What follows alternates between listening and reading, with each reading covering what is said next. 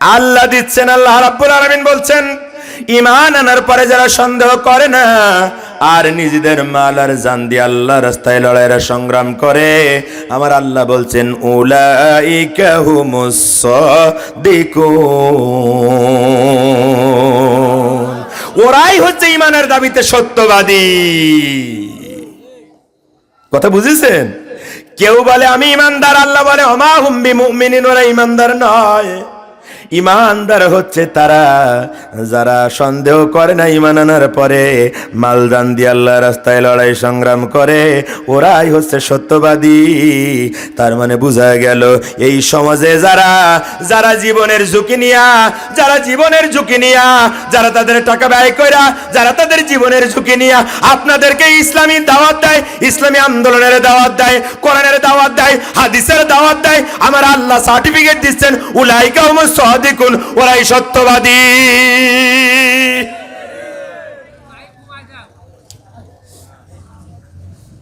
রাগ হচ্ছে আপনাদের?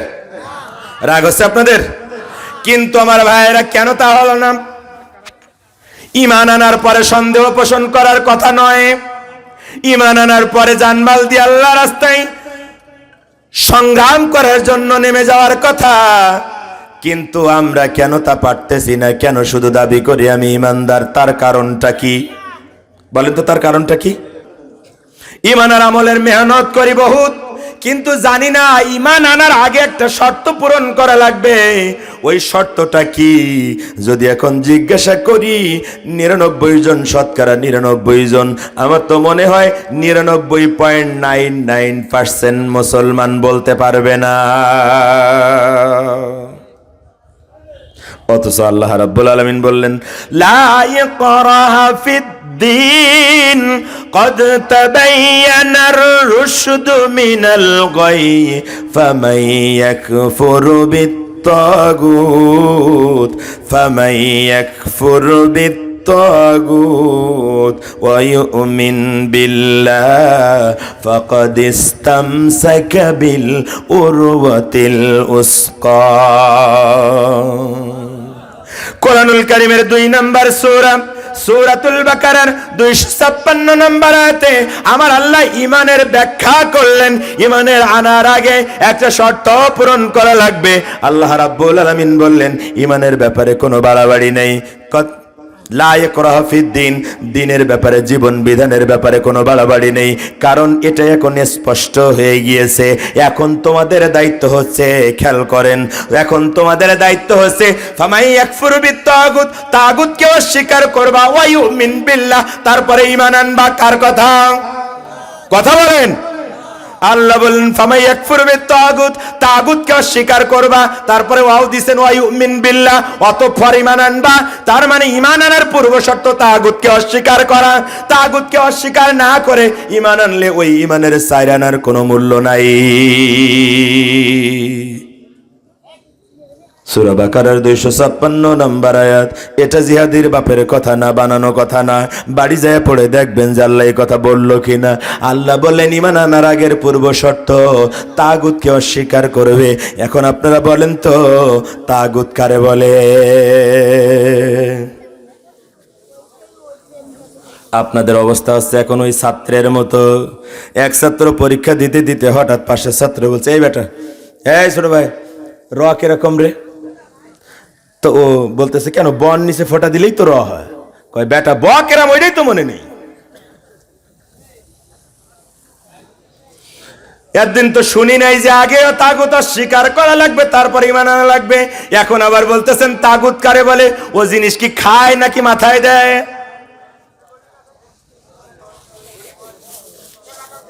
তাহলে কিসের মেহনত করেন আপনি? কিসের আন্দোলন করেন আপনি? কিসের জিহাদ আপনার? কিসের ঈমান ধারণ করেন আপনি? কিসের ঈমান পোষণ করেন আপনি? তাগুত জানেন না। তাগুত হচ্ছে ওই শক্তি, খেয়াল করেন, আজকের আলোচনার কোনোটা যদি বাড়ি না যায়, খেয়াল করেন, কথা বলা যাবে না একজনের। আমি খুব গুরুত্বপূর্ণ একটা কথা বলতেছি। কোনো আলোচনা যদি আজকে বাড়ি না যায়, অন্তত এই ব্যাখ্যাটা বাড়ি নিয়ে যাবেন, মৃত্যুর আগ পর্যন্ত এটা মেমোরিতে রাখবেন, নচেত আপনার ঈমানের দাবি মিথ্যা হয়ে যাবে। কথা কি বুঝতেছেন? আপনার ইমানের দাবি মিথ্যা হয়ে যাবে। তাগুত হচ্ছে ওই শক্তি যে নিজে ইসলাম মানে না, অন্যদেরকে ইসলাম মানতে দেয় না। আবার বলি, যে নিজে ইসলাম মানে না, অন্যদেরকে ইসলাম মানতে দেয় না যে শক্তি, তাকেই বলা হয় তাগুত। আমার আল্লাহ বললেন ওই তাগুতকে অস্বীকার করা লাগবে, তারপরে ঈমান আনা লাগবে। এখন আমার ভাইয়েরা দেখেন তো, কারা ইসলাম নিজেরা পালন করে না, কারা অন্যদেরকে ইসলাম পালন করতে দেয় না, ওদের সাথে আপনার সম্পর্ক আছে না নাই, ওদের সাথে আপনার ভালোবাসা আছে না নাই, ওদের সাথে আপনার দেনা পাওনা লেনদেন ওঠা বসা সব চলে কি চলে না, ওদেরকে আপনি সমর্থন দেন নাকি দেন না, ওদের কাছেই আপনার আমানত আপনি জমা রাখেন কি রাখেন না। যদি তা হয়ে যায় তাহলে আপনি তাগুতকে অস্বীকার করেন নাই, বরং আপনি তাগুতকে ভালোবেসেছেন। কথা বলে না, কথা বলে না। আল্লাহ রাব্বুল আলামিন বললেন আমি মদ আর জুয়া হারাম করেছি। হারাম কি করছি? কি করছি?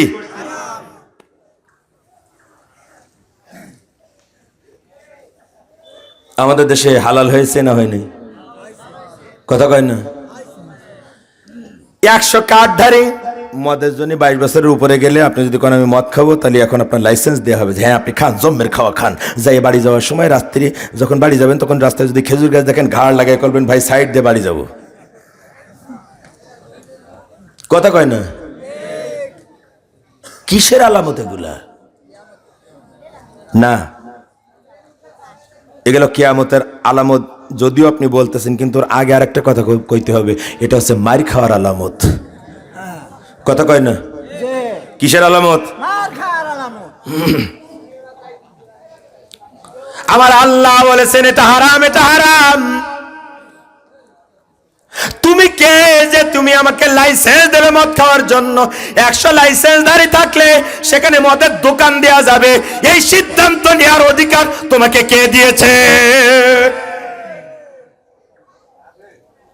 দুনিয়ার কোন পার্লামেন্ট, দুনিয়ার কোন সরকার, দুনিয়ার সকল সরকারও যদি একসাথে হয়ে যায়, আল্লাহ যা হারাম করেছে তা হালাল করা যাবে না। যাবে? যাবে? ওই মদ হালালকারীদের যদি তুমি সমর্থন করো, ওই নামাজ হারামকারীদের যদি তুমি সমর্থন করো, ওই পর্দা হারামকারীদের যদি তুমি সমর্থন করো, তাহলে বোঝা যায় তুমি তাগুতকে আপন করেছো, ভালোবেসেছো, অস্বীকার করতে পারো নাই। তোমার ঈমানের 2 পয়সার মূল্য নাই, নাই, নাই।